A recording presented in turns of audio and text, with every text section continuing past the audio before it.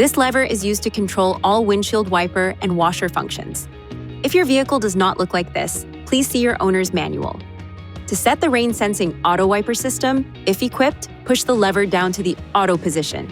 The wiper will sweep once.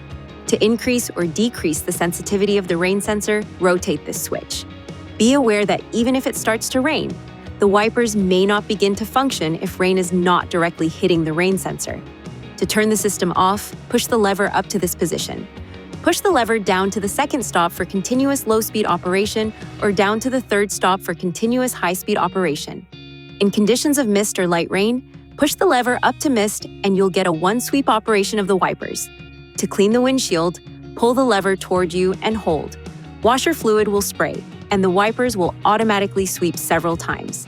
To put the windshield wipers in service position, ensure the vehicle is on, or less than 1 minute has passed since turning it off.